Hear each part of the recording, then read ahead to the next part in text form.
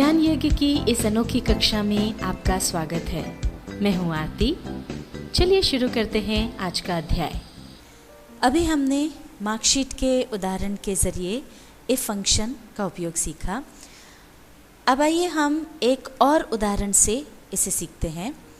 यहाँ पर आप देख सकते हैं हमारे पास एक और डेटा है। ये HK इंस्टीट्यूट का डेटा है जिसमें आप देख सकते हैं स्टूडेंट्स के नाम यहाँ पर हैं और ये जिस सेम के विद्यार्थी हैं वो यहाँ लिखा हुआ है फर्स्ट सेम।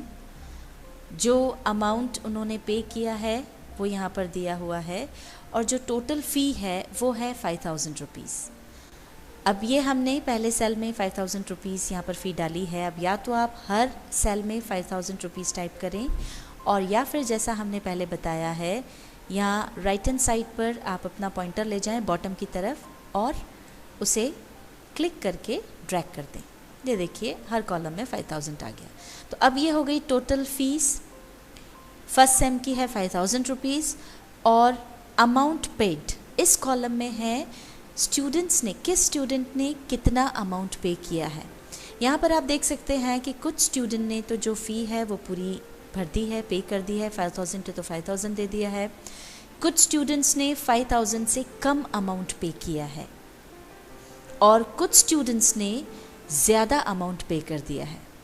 तो अब हम यहाँ पर बैलेंस अमाउंट निकालना चाह रहे हैं। हम चाहते हैं कि अगर जितनी फ़ी है उतनी भर दी हो तो यहाँ पर बैलेंस अमाउंट 0 आ जाए।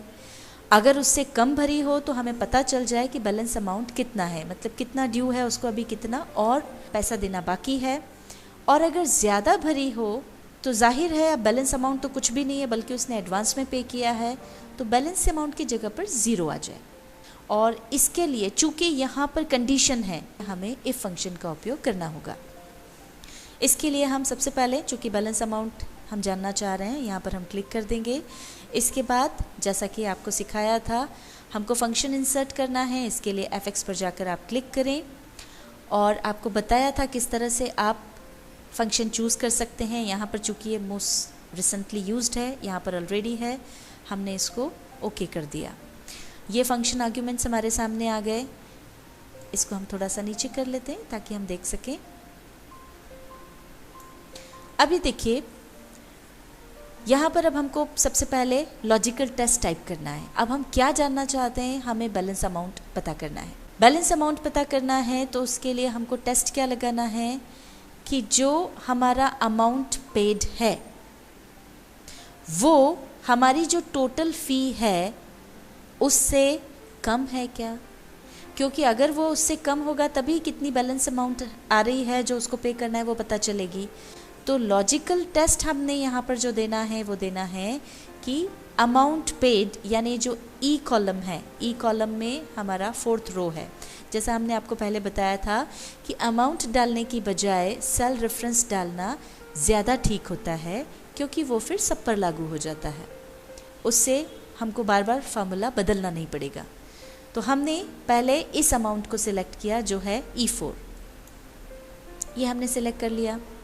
अब ये अमाउंट अगर टोटल फ़ी यानी D4 से छोटा होगा तो ही हमको बैलेंस अमाउंट मिलेगा।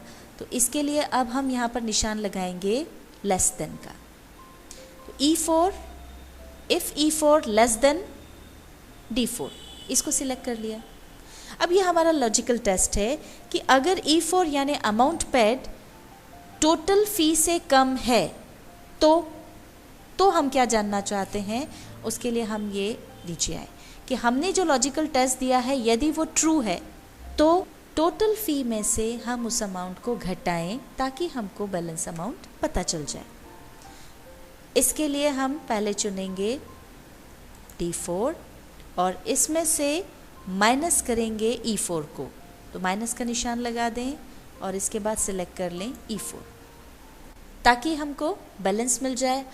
अगर ये फॉल्स है यानी E4 D4 से छोटा नहीं है यानी जो अमाउंट पे की है वो टोटल फ़ी से कम नहीं है बल्कि ज़्यादा है, तो जाहिर है कि ये वैल्यू फॉल्स हो गई।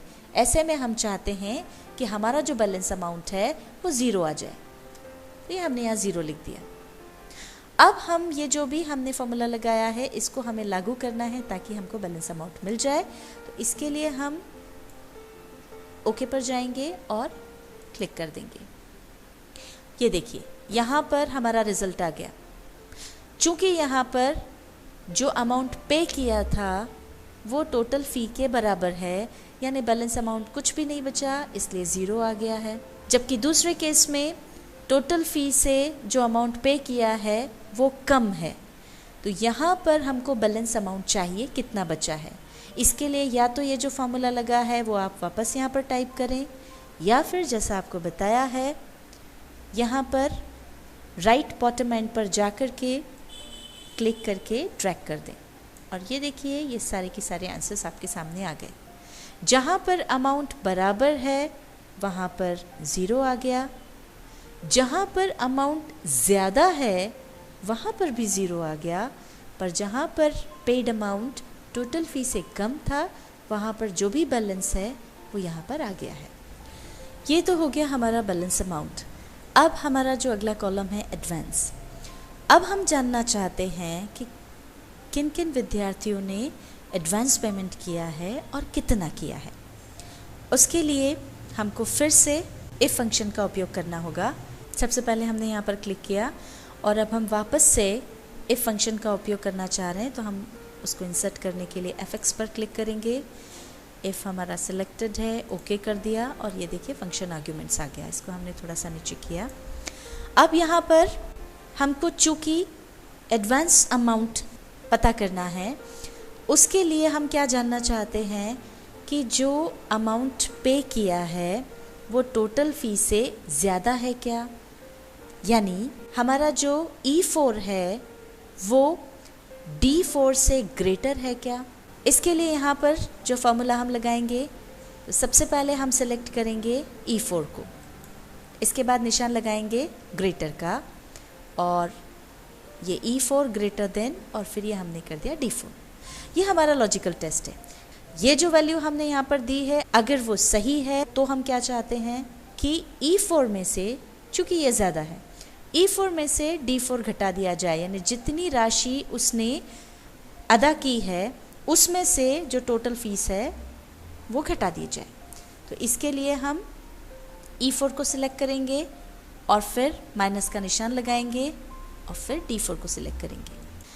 अगर ऐसा न हो, यानी जो उसने अमाउंट दिया है वो टोटल फीस से ज़्यादा न हो, ये जो वैल्यू है वो फॉल्स हो, तो हम क्या चाहते हैं, तो हम चाहते हैं कि ज़ीरो आ जाए, यानी कोई एडवांस पेमेंट नहीं हुआ है। ये हमने लॉजिकल टेस्ट और जो भी हमको फंक्शन आर्ग्यूमेंट्स देना थे दे दिए। अब हमने ओके कर दिया। ये देखिए यहाँ पर हमको रिज़ल्ट भी मिल गया। जो अमाउंट पे किया है वो टोटल फीस से ज़्यादा नहीं था, इसलिए यहाँ पे ज़ीरो आ गया।